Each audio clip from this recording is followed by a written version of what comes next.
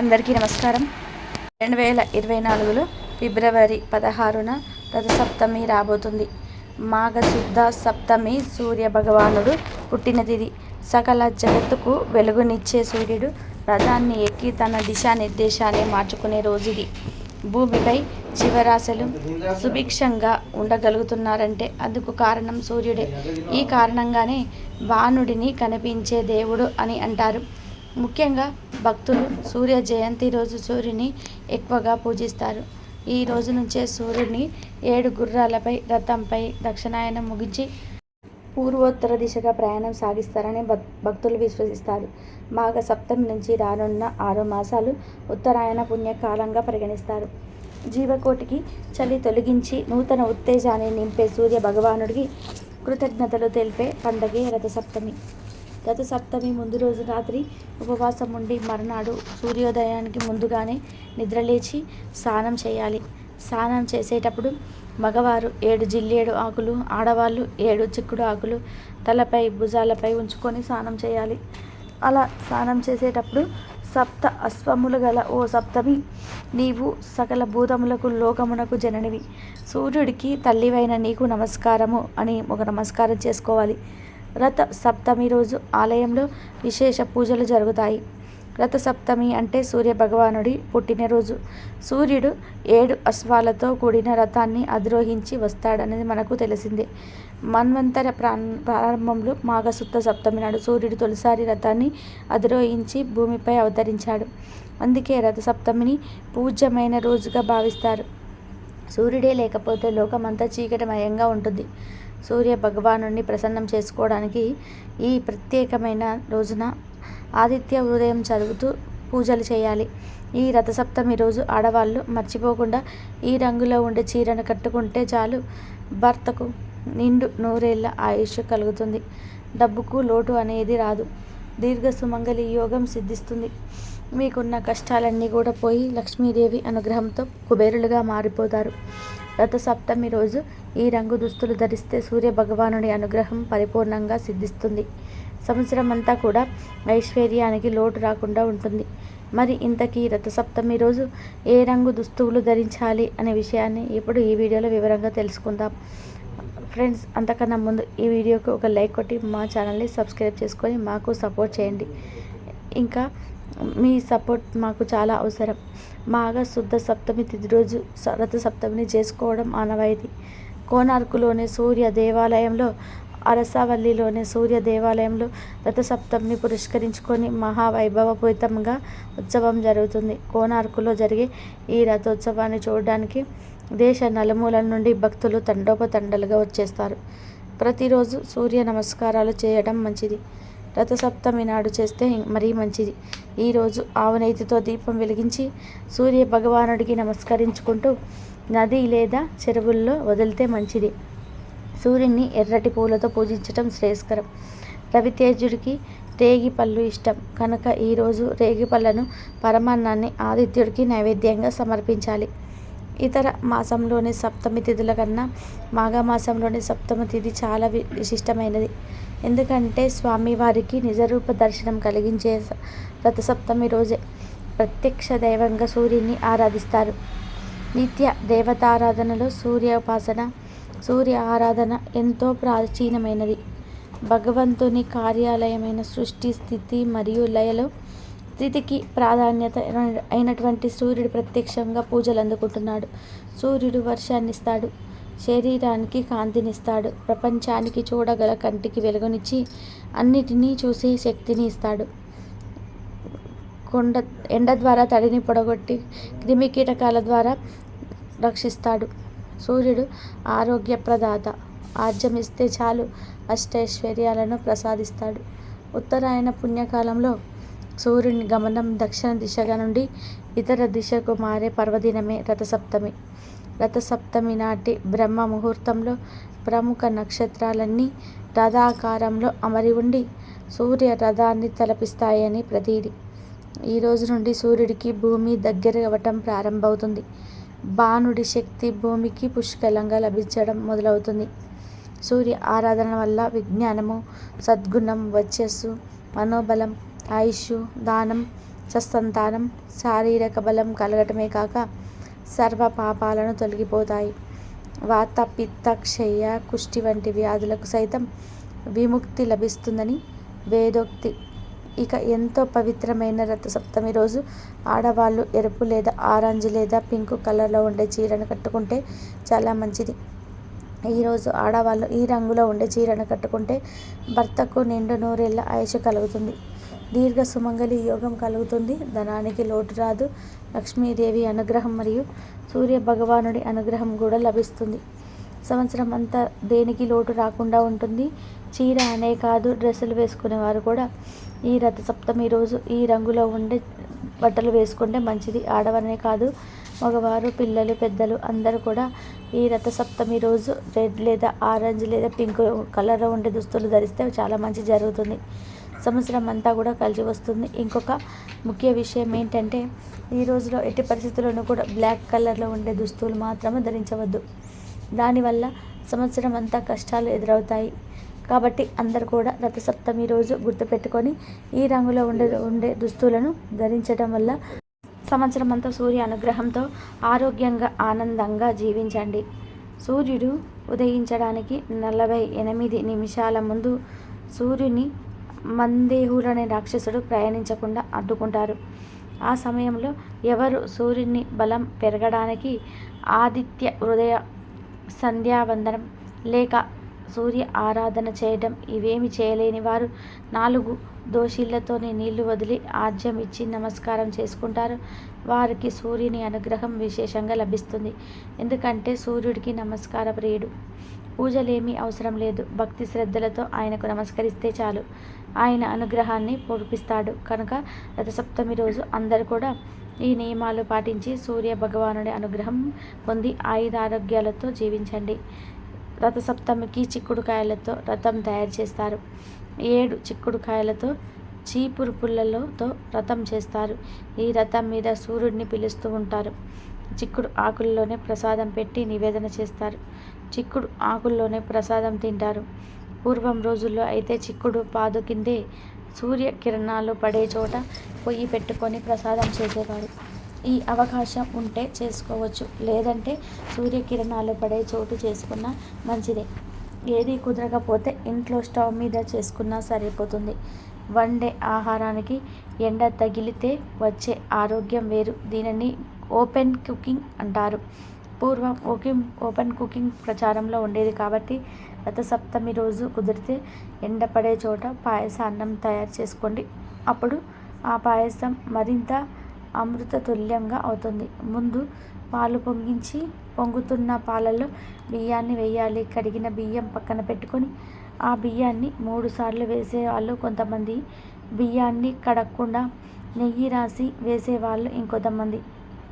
ఎవరి అలవాటును బట్టి వాళ్ళు పాయసం చేసుకుంటూ ఉంటారు. పొంగిన పాలను సూర్యనారాయణ మూర్తికి చూయించి నమస్కారం చేసుకొని బియ్యం వేయాలి. ఇందులో కిస్మిస్లు, జీడిపప్పు ఏమీ వేయకూడదు. పాలతో బియ్యాన్ని ఉడికించి ఆ పాల పాయసాన్ని సూర్యుడికి సమర్పించాలి. చక్కగా ఎక్కడైనా సరే అలికి ముగ్గు వేసి కుంపటి ఏర్పాటు చేసుకొని పాయసం వండాలి. పక్కనే పద్మాల ముగ్గు వేసి చిక్కుడుకాయ రథం ఉంచి అందులోకి సూర్యనారాయణ మూర్తిని ఆవాహన చేసి ప్రసాదంగా పెట్టాలి. అయితే ఉడికే పాయసంలోనే కొన్ని ప్రాంతాల వారు చిక్కుడు గింజలు వేస్తారు. ఒక వెండి పళ్ళెంలో చిక్కుడు ఆకులు పరిచి దాని మీద వేడి పాయసం వేసి నివేదన చేసుకోవచ్చు. వేడి పాయసం చిక్కుడు ఆకుల మీద పడగానే దానిలోని రసం పాయసంలోకి వచ్చేస్తుంది. చిక్కుడులోని అంశాలు బయటకు వస్తాయి. మనం ఎప్పుడు చిక్కుడుకాయలు తింటూ ఉంటాము, కానీ చిక్కుడు ఆకుల గురించి పట్టించుకోము. చిక్కుడు ఆకులలోని ఔషధాలు శరీరానికి అందడానికి పెద్దలు ఏర్పాటు చేసిన పద్ధతి ఇది. చిక్కుడు ఆకులలో పెట్టిన నైవేద్యం చాలా బాగా ఉంటుంది. దీనివల్ల ఆరోగ్యం సిద్ధిస్తుంది. జీవితానికి నియమబద్ధమైన జీవన విధానం అలవాటు అవుతుంది. ఇంట్లో ఆనవాయితీ లేకపోయినా రథసప్తమి పూజ ఎవరైనా సరే చేసుకోవచ్చు. చాలామంది ఆనవాయితీ ఉంటేనే చేసుకోవాలా అని అనుకుంటూ ఉంటారు. కాకపోతే పూజ అనేది ఎవరైనా సరే చేసుకోవచ్చు. మాఘ శుక్ల సప్తమిని మహాసప్తమని, రథసప్తమని వ్యవహరిస్తుంటారు. సప్తమి అనగా ఏడిటి సముదాయం అని అర్థం. అయితే 5 జ్ఞానేంద్రియాలు మనస్సు, బుద్ధి, ఈ ఏడిటిని సప్తమని అందురు. ఇంద్రియాలను హయ, న్యాహు, మనః, ప్రగ్రహ ఏవచ అనగా ఉపనిషత్తులలోని ఇంద్రియములను అశ్వములుగా చెప్పియున్నారు. ఈ 7 ఇంద్రియాలే సూర్యుడు గుర్రములు. మన శరీరమే సూర్యరథము, దానికి సారథి అనూరు.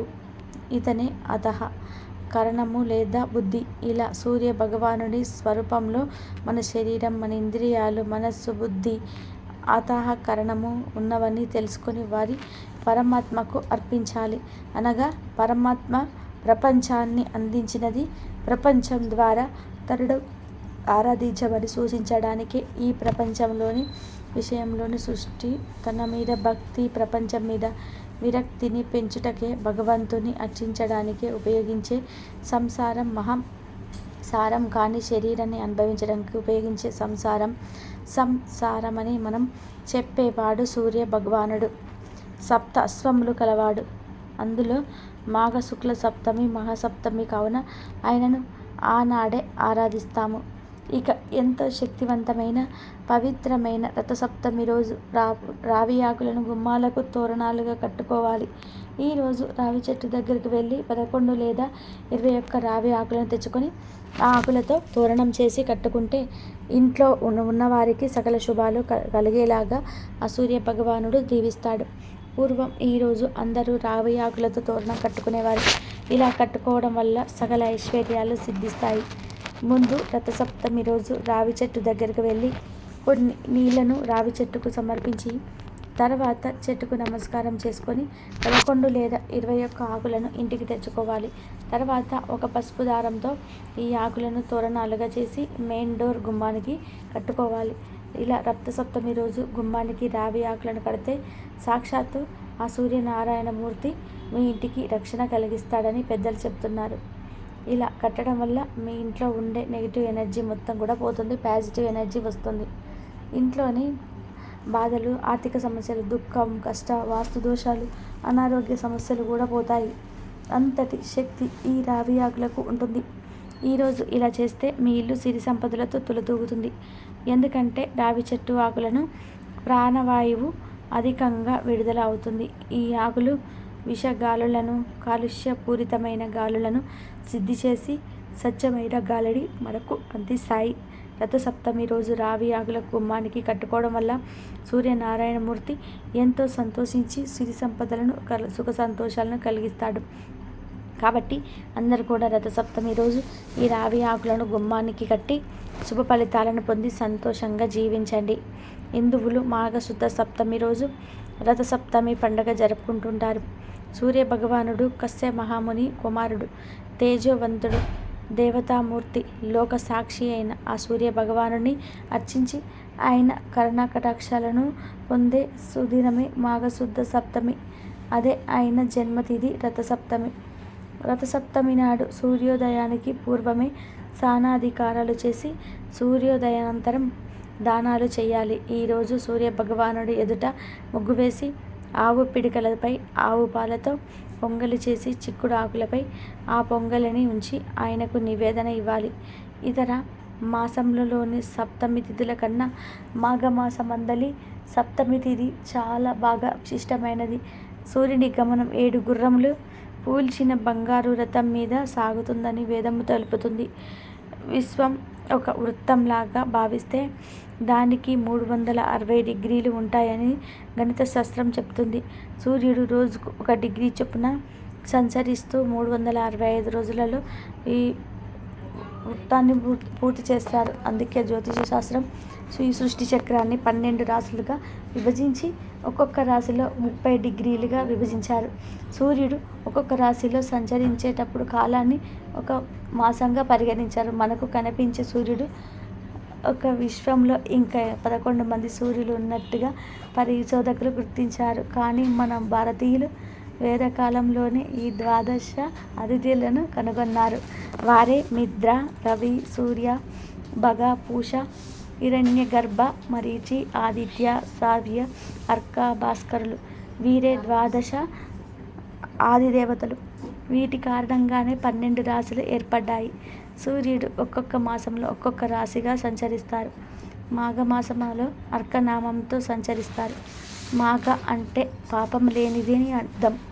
పుణ్యాన్ని ప్రసాదించే మాసం కాబట్టి ఈ మాసాన్ని మాఘమాసం అంటారు.